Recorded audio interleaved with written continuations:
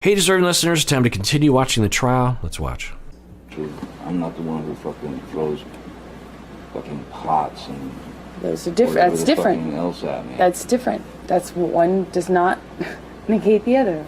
That's irrelevant. It's a complete non sequitur. I think this is the recording that I have reacted to because it's ringing a bell, but he's saying, I think in response to her having said earlier that he pushed her or something, and he's defending himself by saying, well, I'm not the one that throws pots and pans and all that kind of stuff. She seems to have a pattern, a go-to behavior of throwing things that are really quite dangerous. So pots and pans, we could imagine. And she didn't deny it. She says, that's different. She didn't say, what are you talking about? I never thrown a pot. I mean, you know, if me and my wife are having a discussion, she's like, well, I've never thrown a pot and pan at someone. I'd be like, what are you talking about? So the fact that she didn't react against that implies that she was agreeing, you know, at least passively, that agreed, I have thrown a pot at you and a pan at you, but that's different. That's different. We've heard her, this is what abusive people will do. I don't know if she's abusive, but they either are justifying it in their mind or desperately trying to justify it to other people that, look, that's different. You were pissing me off at the time. I had good reason to throw that pan at you. But you pushed me in anger. That was wrong. You know, it's like they can literally believe that weird logic there, but I think that's what they're talking about. Just because I've thrown pots and pans does not mean that you come and knock on the door. Just because there are vases does not mean that you come and knock on the door. Really, I should just let you throw. I'm not saying that. You're saying that. You're putting words in my mouth and then making non sequiturs. I'm giving you a situation. Okay, so I think what they're talking about is she'll be in a room smashing things up, and then he comes and knocks on the door. I don't know, but I think what they're saying is that he is, you know, telling her, you gotta let me separate. You can't bang on the door the whole time. This doesn't work. If our fights are going to be more minimal, we have to separate.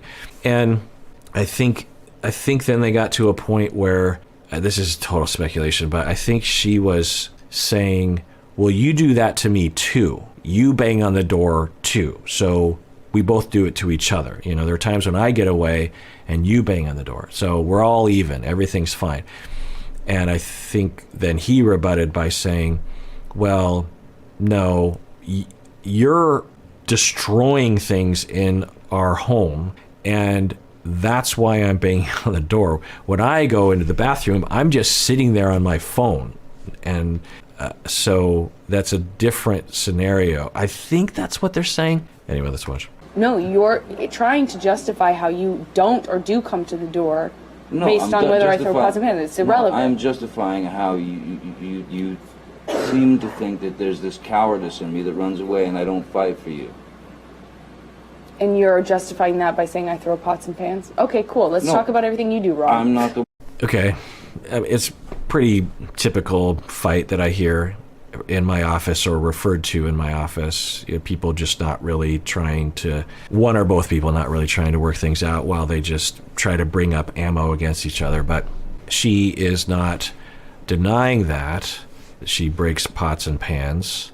And it seems as though they are having that conversation about how he will come to the door as well. And he's saying it's different because when I come to the door, you're breaking things.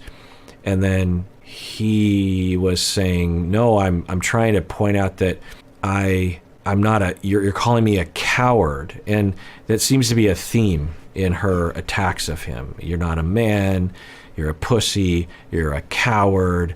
And that's a particular profile of verbally abusive individual.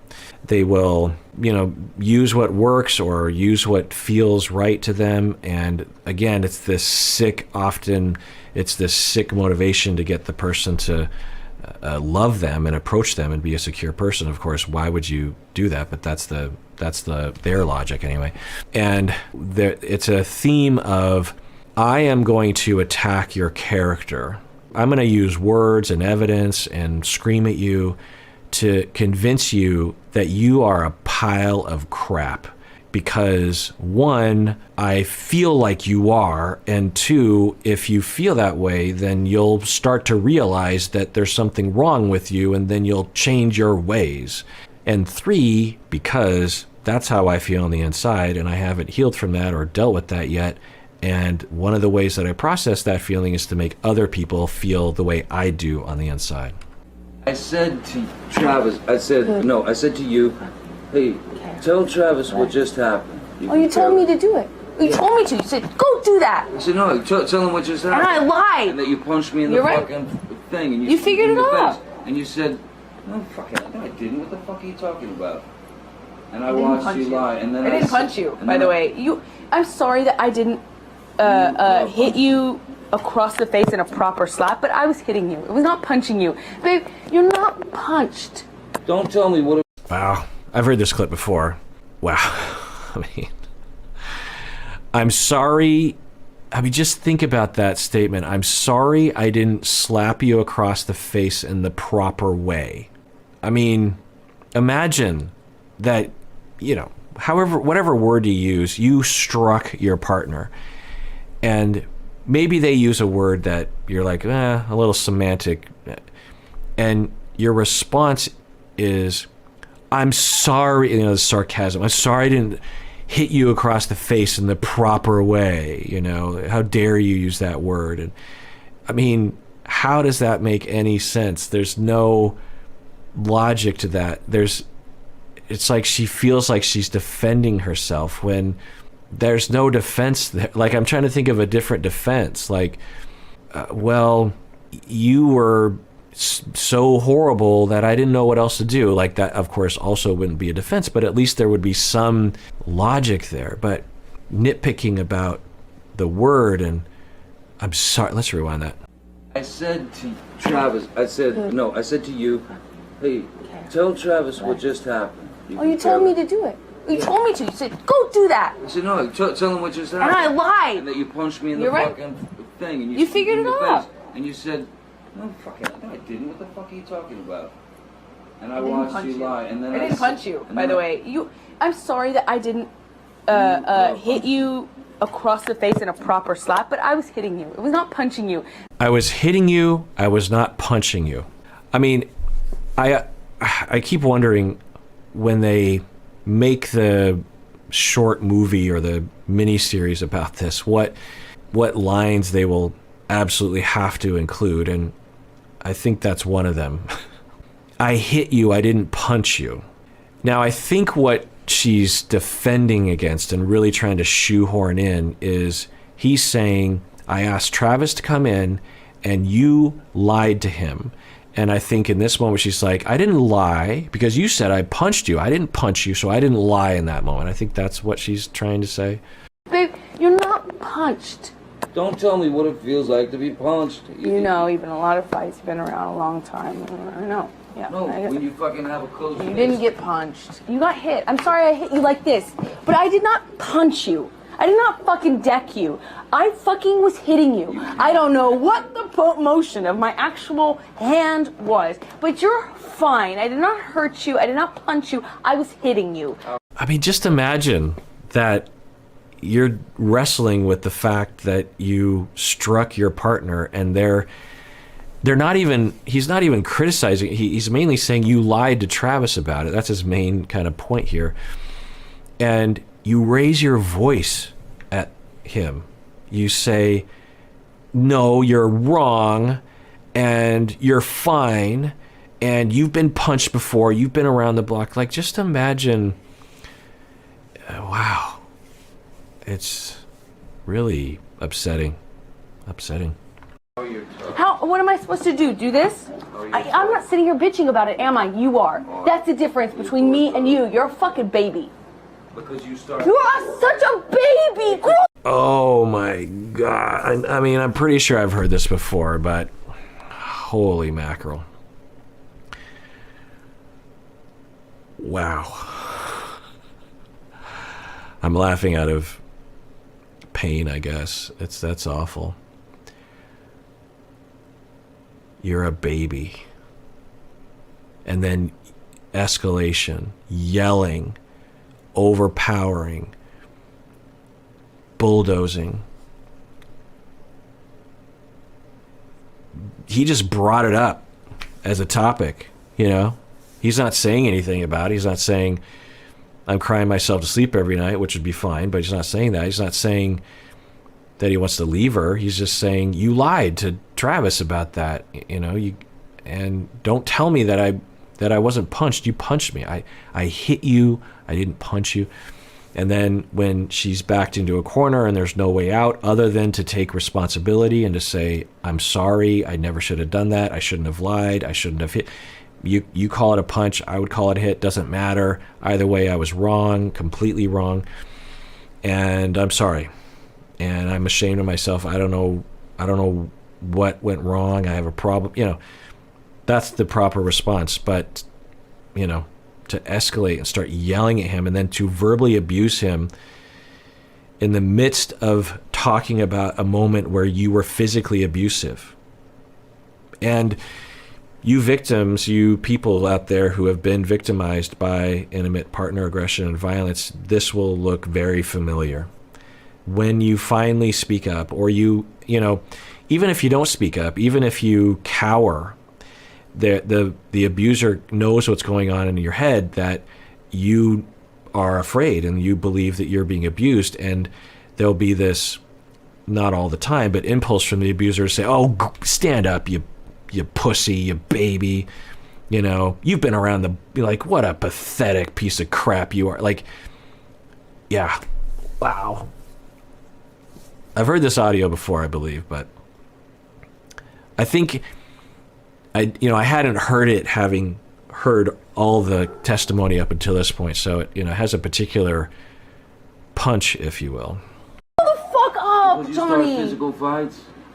I did start a physical fight. Yeah, you did, so I had Because, to get the fuck out of there. Yes, you did. So you did the right thing, the big thing. You know what? You are admirable. A lot of details in there too. He says, you started a physical fight, and she says, yes, I did. And he says, I got out. And she's like, yes, you did. You're admirable. Like, you know, that's a desperate argument tactic, because she's just agreeing with him at that point. And just, I guess, trying to make a point like he's a baby in the whole thing. But I think she just doesn't know what to say, because there's nothing to say other than to repeat what he says in a sarcastic tone, as if somehow that demeans him or dismantles his argument. Mr. Depp, could you please explain to the jury what they just heard on those audio recordings?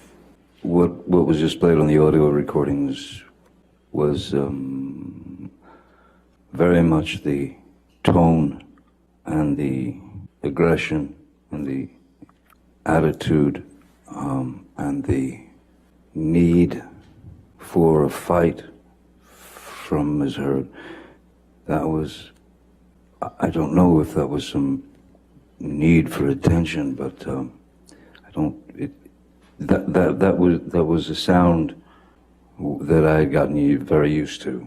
Yeah, I would have a hard time believing that those recordings were anomalies. The way it sounded and the reports we've heard, it probably was a very, I mean, how quickly she escalates and how consistently she did in these recordings, to bulldozing, to I mean, if you hear what Johnny Depp is saying, he's trying to hold together. I'm sure there were times when he lost control, but at least in these recordings, you know, he's like trying to make a point, and I think he's trying to say, if I explain it, you will see and agree that it was wrong, you know, like. And I think he's wanting her to at least say, wow, that's wrong that I did that, or wow, I don't know what to say to that, or just something. Because sometimes individuals will come in and they'll describe a partner like this, and I will coach the individual on how to talk to them. So one of the things I would tell someone like Johnny Depp to say would be, in this situation, honey, I love you. I don't want to leave you. I'm with you. I'm married to you. Together, I'm dedicated to you. I'm loyal, and I love you. And I want to talk about something you did last night, because what I'm looking for is for you to agree that those things happened. I don't want to shame you. I don't want to build a case against you, because I'm with you. But I want to agree that those things happen, and I might even understand why you did them. And I know you probably didn't intend on going down that road, but I want to talk about this and agree on some things because I actually do want to make our relationship better. I want to feel better around you. I want to have us get along more so our relationship is better, so we can live happily ever after. So I'm going to talk about my experience last night, but keep in mind that I love you, and the only reason why I'm telling you this is because I want us to be better as a couple. I'm not telling you this stuff because I think you're a terrible person. And if you admit at least some version of my story that you did do those things, that will actually make me love you more, not less, because that's what I'm desperately looking for. Now, will it work? I don't know. Sometimes, maybe not. But that's what it takes to begin a conversation like that with someone who has the triggering that I believe Amber Heard might have. The squabbling, the raising of the voice to essentially excommunicate anything that I had to say about the situation. And I do remember that incident.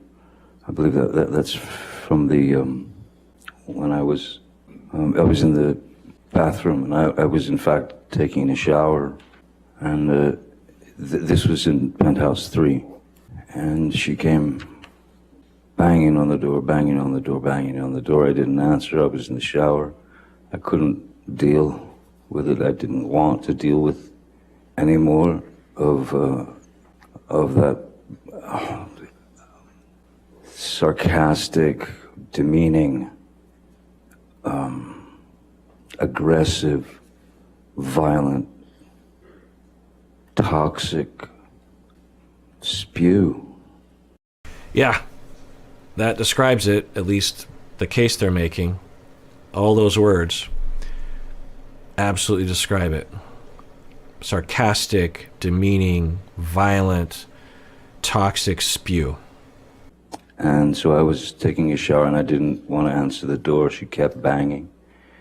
And then I finally got out of the shower, and I opened the bathroom door about just that much, just so I could have a good hold on the door in case she tried to burst in. I mean, just imagine that. Your partner, this isn't someone breaking into your house to kill you or to steal your stuff or abduct you. This is your wife, and you're in the shower, and she's banging on the door and screaming again. And at first you're sitting there like, okay, I'm just in the shower. I'm just gonna ignore it, and she'll go away. She doesn't. It just keeps happening. So, okay, fine. So go to the door, open it up, but I still want my safe cocoon here, my place. So if she, because I predict she will try to burst her way in, because she's maybe done that in the past. So I'm going to put my hand on the door, because if she starts to, I'm going to push her out. I mean, just imagine what you've been through to get to that point. I was right. She did. She was, bathroom doors go in. She was pushing all her weight on the door, trying to get in. And I was pushing back because I didn't want to let her in, because I obviously didn't want the confrontation. She was not in the best of moods, you can hear. So when I was pushing the bathroom door, trying to close it, and was almost closed, she suddenly kind of yelped in pain. And she screamed out, "Ow, my toes or my foot or something." So in that second, I thought possibly her foot had gotten caught under the door, which would, of course, not feel great on the foot or the toes. So I thought she was maybe injured. So I knelt down to have a look. The door was still, it was still pretty well about that much open. And when I knelt down on my hands and knees to look at her foot to see the injury, she kicked the bathroom door into my head. Oh my God. Again, The Amber Heard fans will say this is all lies, or it's circumstantial, or it's situational violence or something. Okay, maybe, you know, we weren't there. But if this is true, or even close to true, my goodness. I mean, I don't know why, but in my head, the extent to the violence against Johnny Depp was I thought, and I don't know why I had this impression, but it seemed like it was minimal. There were some significant events, for sure, but I thought it was on the order of like a few incidents of pushing or something. But my God, that's, imagine, bang, bang, bang, bang, let me at you, and then like, please, can we, and then now maybe her foot was hurt, I don't know, but of course she's trying to, I mean, just imagine that, forcing yourself in to someone's, you know, bathroom while they're taking a shower, for what? And he's trying to push back, maybe her foot was hurt, whatever. He looks down and then she kicks the door. Now, you could argue, she might say, I didn't mean to hit him in the head, I just wanted to kick the door open. Still, my goodness. Wow. Yeah, she kicked the bathroom door into my head, and I was completely taken aback by such a corrosive, horrific move. So I stood up, and I believe I stood up, and at this point the door was open. I stood up and I said, I think I said, what the fuck was that? What the fuck was that? And the next move was just a bang. It just she clocked me in the jaw. Wow. I mean, I'm sure you all know this because you've seen the stuff and the footage and the things, and so you've already been shocked by these accounts, but I did not know it was this extensive. This is extensive. Wow. That audio recording was about her trying to make less of what had happened. In fact, trying to make less of what had happened by repeating some story to me that didn't make any sense, and it certainly didn't make any sense since I was there and I was the target. Right. So if this is true, this is what Amber Heard is referring to as, I didn't punch you, I hit you, and you're a baby, and that's what she's referring to. This is the story. Now, at no point did she say, well, you hit me. Now, maybe he did, but she never, it seems like that would have come up. I mean, it looked like she was looking for any ammunition to throw at him. She never said anything that, at least in that clip, that indicated any justifiable reason for breaking down the door and kicking the door into his head, like, and punching him. She never brought that up. Like, well, I did that because, you know, her thesis was, well, you're not trying, you're escaping the solution. You won't talk with me. That's what she was saying. I did those things because you wouldn't talk to me. Wow. Some confirmation from someone with some semblance of a mind that could understand what was happening. I wanted Mr. McGivern to come up, and I asked her to tell him what had just happened. And her answer was essentially, I don't know what he's talking about. Nothing happened. He's fine. And once again, I told Mr. McGivern, time to leave the premises. All right, well, that does it for that episode. Everyone out there, please take care of yourself because you deserve it. You really, really do.